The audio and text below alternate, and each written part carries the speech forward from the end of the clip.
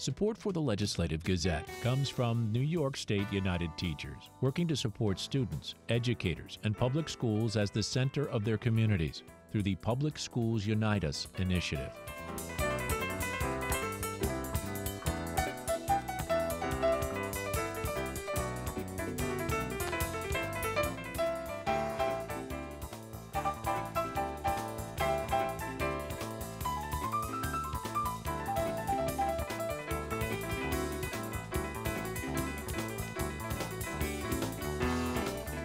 After a lengthy discussion, the New York State Board of Elections certified a new controversial touchscreen voting machine for use in future elections.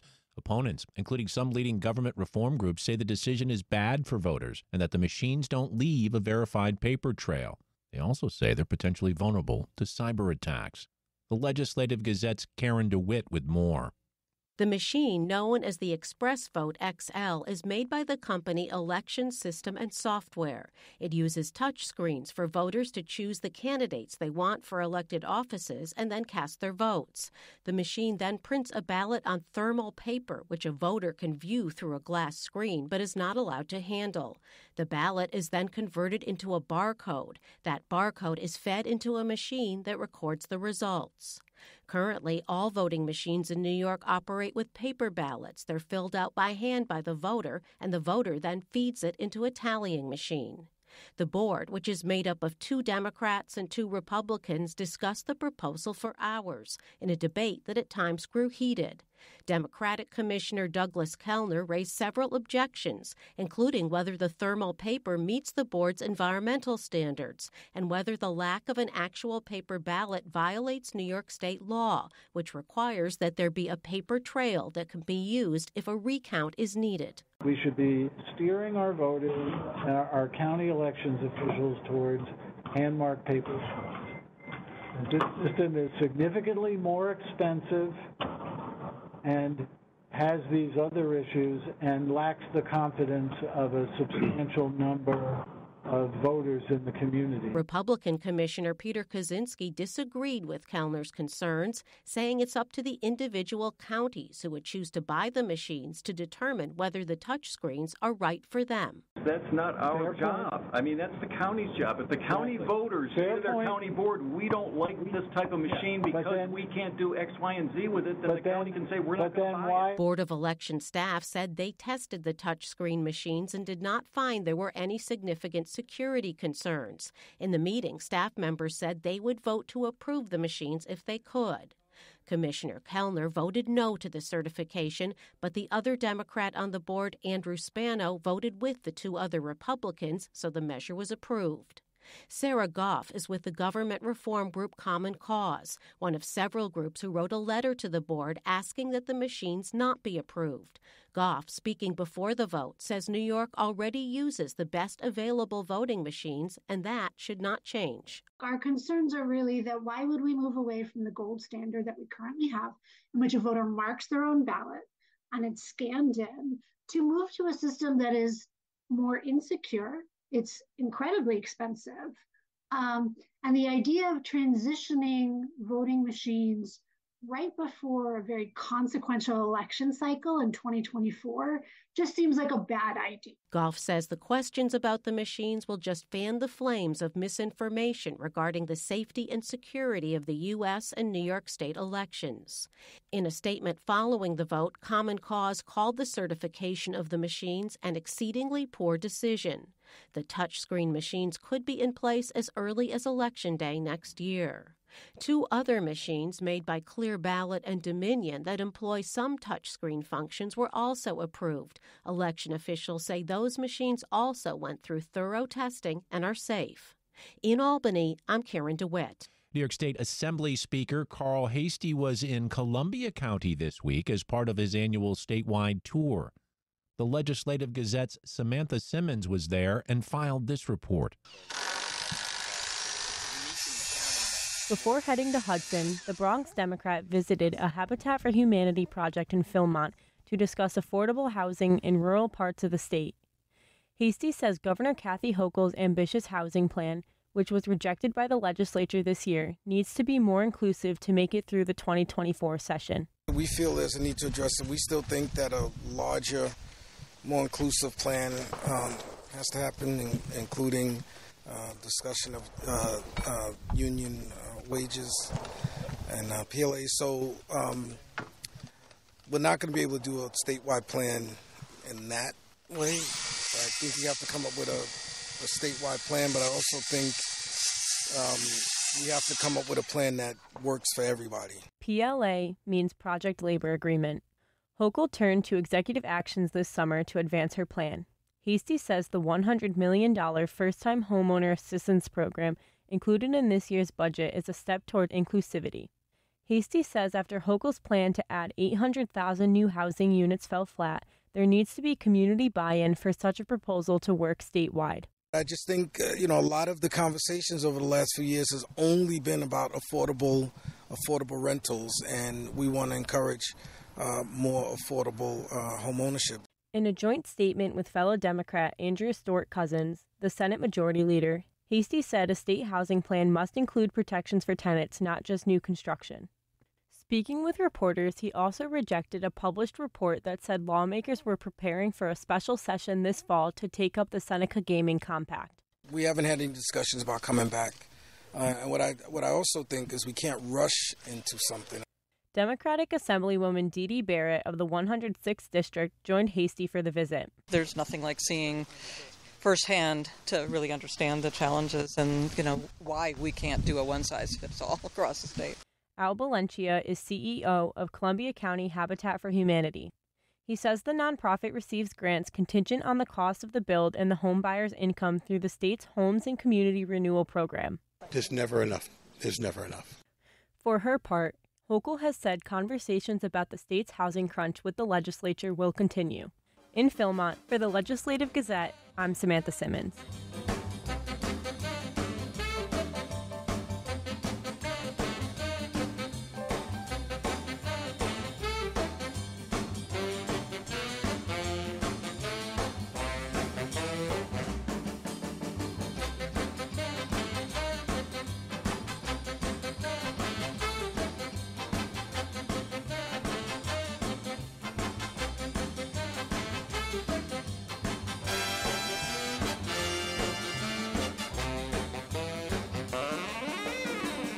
You are listening to the Legislative Gazette, a program about New York State government and politics. I'm David Gustina. Governor Kathy Hochul, along with New York City Mayor Eric Adams and State Attorney General Tish James, announced new targeted steps to address the roots of gun violence this week.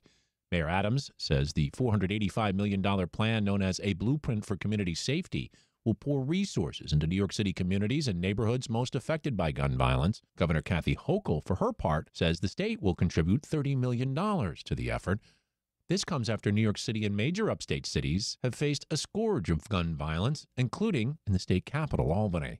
To that end, I spoke with Albany County District Attorney David Soares this week and asked him about the governor and mayor's funding announcement. Well, I was very pleased to hear about those investments in New York City. Now, there weren't a lot of details with respect to exactly where those dollars are flowing to, but I understand the state has put in $6 million and the other $479, I believe, were pre-existing dollars, and I guess they'll be deployed specifically. $30 million from the state, plus $6 million to help the city beef up its gun violence prevention task force. Wonderful. And my hope is that we're going to see some similar investments here in Albany. The problem that we have, and this is a problem that I think exists in every community, is the fact that so much of public safety is foisted upon the shoulders of law enforcement and the criminal justice system. We have a function, to be sure. Our function is to remove from community those people that continue to present a clear and present danger. But there are other functions that need to be had, and what we're seeing happening right now in New York City is an example of that. The federal government used to have programs that were titled Weed and Seed, which basically describes what is necessary for every community to flourish.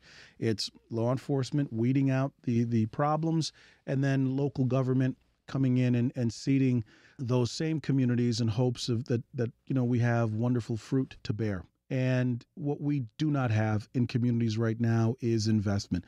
Part of that is because you have crime that will run out private investment, when you have communities where CVSs are closing, where Rite Aids are closing, where McDonald's are closing or Subways are closing, that's a problem. That is a problem because those businesses can flourish anywhere, but it's crime that drives those businesses out of our communities. So private investment, you're not going to see. Government investment, we need to see more of. The news that caught my eye this week when I found out I'd be speaking to you on the Capital Connection, and we are speaking to District Attorney David Soares of Albany County, that Judge Jeffrey Zimmerman blasted New York bail laws. He's on your side, David. He called it a mess. He quoted the Grateful Dead from their song Box of Rain, and he said clearly the bass player and lyricist of the Grateful Dead had never read New York's bail reform statutes. Instead of direction, the statute provides judges with obfuscation and legislative sleight of hand. Now we're talking about judges here, and you've, I know, always advocated for giving the judge discretion. Look, I don't know why I have to always start conversations with saying that I am a Democrat. As a matter of fact, I am a progressive Democrat. Would some argue with you on that? I think they do because I haven't lost my senses. But what we have seen by way of criminal justice reform is nothing short of recklessness. When you remove from the criminal justice system the ability of judges to exercise discretion to even consider dangerousness, that to me is insane. We are in the criminal justice system. We deal with dangerous people. And the men and women who go out there put their lives on the line to apprehend dangerous people. Prosecutors can't articulate how dangerous these people are. Judges can't consider it. And the only thing a judge can consider is whether or not this individual will appear next time in court. So we're not taking into consideration the safety of community anymore. What we're doing is taking into consideration whether or not a defendant is going to be punctual. That, to me, is the height of insanity. You know, we see what many argue is unequal justice under the law because of the way our criminal justice system is organized. So, for example, we'll just use a real simple analogy and I'll get your reaction. Those with the most money win in this game because they can hire the lawyers to weed through the evidence, to find the best arguments. And those with the least end up with the public defenders in a plea deal or worse. And because of that money gap, often the best defense is the best you can buy. Look, no one is ever going to argue the inequities that exist within the criminal justice system. Those are the same inequities that exist in the medical field. Those are the same inequities that exist in education, everywhere else. It is up to us, right? When I say us, I mean it is up to my generation of criminal justice practitioners to leave the profession in a better way than we found it and to make those steps towards progress. To me, it's a bit of insanity coupled with arrogance to believe that you can just legislate those inequalities away by drafting reforms without the input of people who are primarily responsible for maintaining public safety. And so we have a much more dangerous state right now. Doesn't matter what numbers people are quoting. The fact that New York City will continue to talk about, gun crimes are down right now.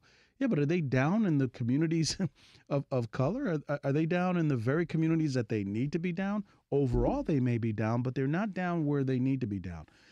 And then this idea that, the reason that we did these reforms is to bring some balance to the system and to deal with the number and volume of people of color in the system. Well, have you considered the black victimization? Like, you literally have placed your thumb on the scale of the criminal justice system, and what you see when you hear about increases in assaults or increases in gun violence, that also means that there's black and brown increases in victimization, because the individuals who are perpetrating these crimes, they're not going outside of their ethnic group. They're not going outside of their community to perpetrate these crimes. They're perpetrating these crimes on their neighbors.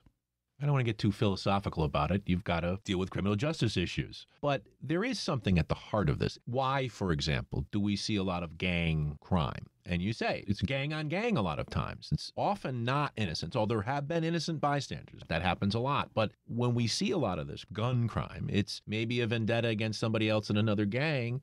What's at the base of all this? It's hopelessness. I mean, at the end of the day, it's hopelessness.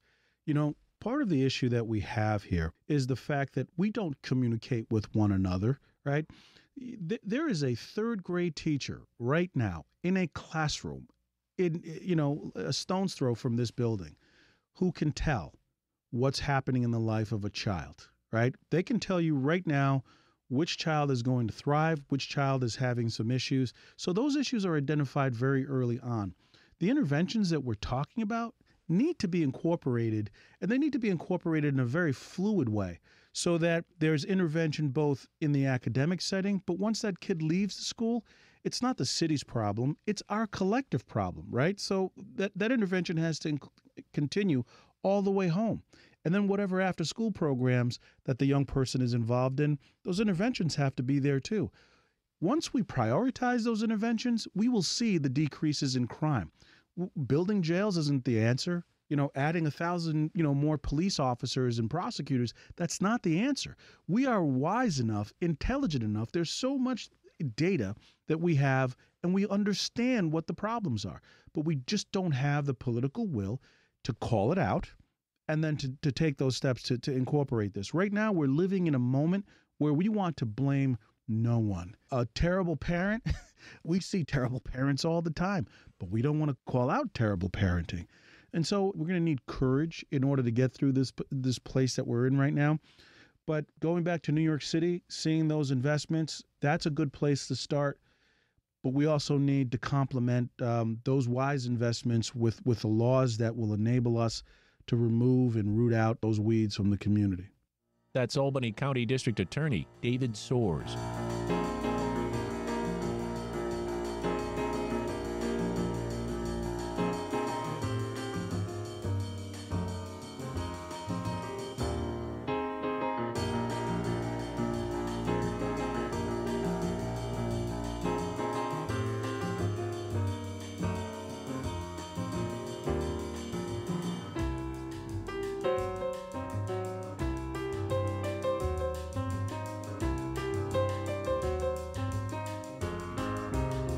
You are listening to the Legislative Gazette, a program about New York State government and politics. I'm David Gastina. Opponents of a proposal to move the headquarters of the Adirondack Park Agency from its current site in Raybrook to Saranac Lake are asking the governor to put a stop to the idea. The Legislative Gazette's Pat Bradley reports. The Adirondack Park Agency was created by the state legislature in 1971 and has occupied the same building in Raybrook since it first opened. The governor and legislature allocated $29 million to modernize the headquarters. The agency is looking to renovate the historic Paul Smith Power and Light building in Saranac Lake and construct an adjacent building. APA Executive Director Barbara Rice said a number of sites had been considered before focusing on Saranac Lake. This happened prior to me coming on as well as when I came on. When it comes to Saranac Lake and, why it was chosen, it's consistent with the APA Smart Growth strategies to channel development to hamlets. And also it allows us to decrease our carbon footprint by reducing miles that our staff travel. Adaptive reusing a historic building is very important.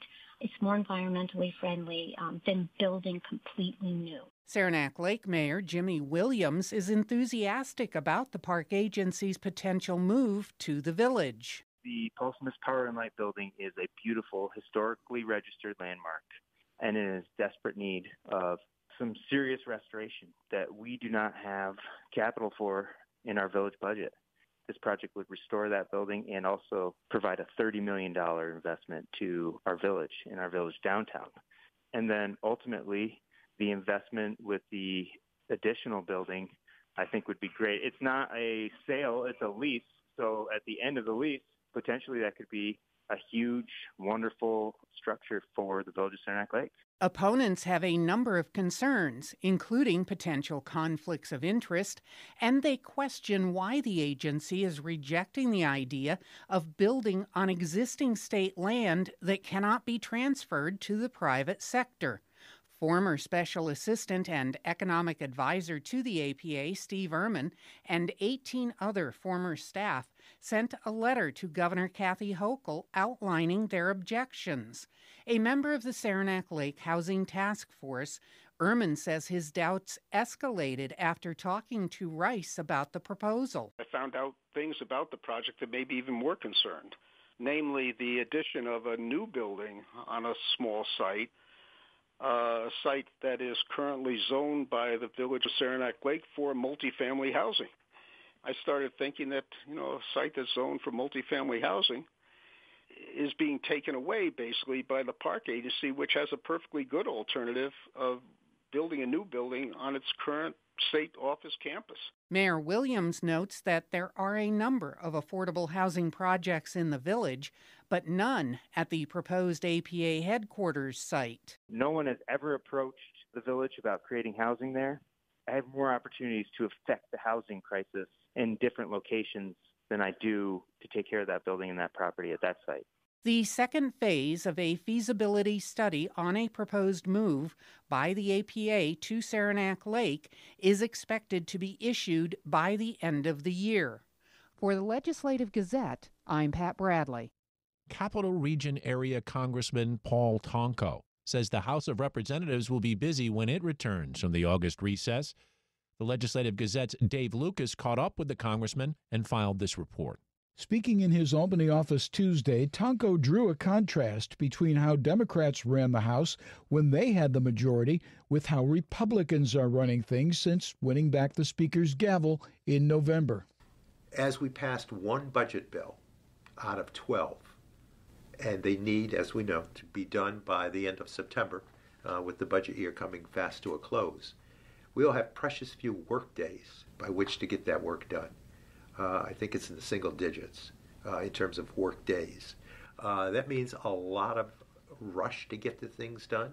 I'm hearing in order to get the Veterans Bill passed, there were commitments made to further reduce the contribution, the ceiling level of these budget bills, which is not the fair and effective way to deal with the country's needs. Tonko says Republicans have a lackluster track record this Congress and says their agenda seeks to cut funding for veterans benefits, restricts access to health care, and attacks the LGBTQIA community.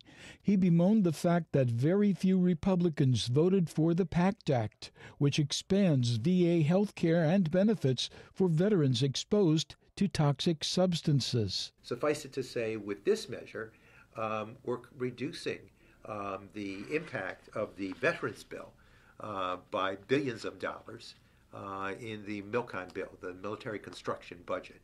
That means that situations like PFAS will not be addressed. Tonko says about a dozen people, the Freedom Caucus, effectively control the House after Speaker Kevin McCarthy's protracted election, making negotiations difficult. He expects there will be an even more painful outcome for issues like education and transportation and infrastructure and economic recovery. It's a difficult and trying moment, and we need to inform the public that they need to be outspoken in their advocacy for the sorts of investments we need to continue good programs. With the budget battle heating up, Tonko says no one wins if it comes down to a government showdown. We have a responsibility to make certain that government is funded, that the programs are operating, and that life doesn't stop on September 30th. This is an irresponsible notion to even consider shutting down the government. But the behavior is very difficult. It's very much easily predicted that they could take that for granted and move forward and not care about the importance of finalizing a budget so that we can move forward and avoid a shutdown. But I hope that is not the case, because no one wins. Tonko finds the Beltway focus on a potential 2024 Biden-Trump rematch tedious and troublesome. Because when you think of all the things we need to do, the climate crisis, if our eyes haven't been opened by the extreme weather, the fires, the wildfires, the flooding, the downpour of rain, the extreme heat, then I don't know what convinces us, but that's not the only issue. It's continuing the progress made on inflation, and avoiding the inflation, reducing the impact of inflation, work opportunities, the investment in innovation, clean energy, precision economy, work that needs to be done rather than this constant everyday politic situation where people are attacking individuals on a personality basis rather than going to work and doing the people's business. Tunko also reflected on his personal accomplishments during the last Congress. Investing in the CHIPS and Science Bill for this area is really going to make us really, really strong. And in the infrastructure bill and the energy bill, to be the epicenter, the go-to area of the country for the eastern seaboard for offshore wind is incredible. But when it comes to like a personal surge there, I would cite also the medication-assisted treatment that will take a situation today that is responding to our crisis of opioid addiction with 135,000 people across this country that can prescribe medically to the people living with the illness of addiction, and raising that number with my bill to 1.83 million. That's a huge amount of life saved and a huge amount of hope. And we need to respond to this illness of despair with hope. Tunko is in his 8th term in New York's 20th District. For the Legislative Gazette, I'm Dave Lucas.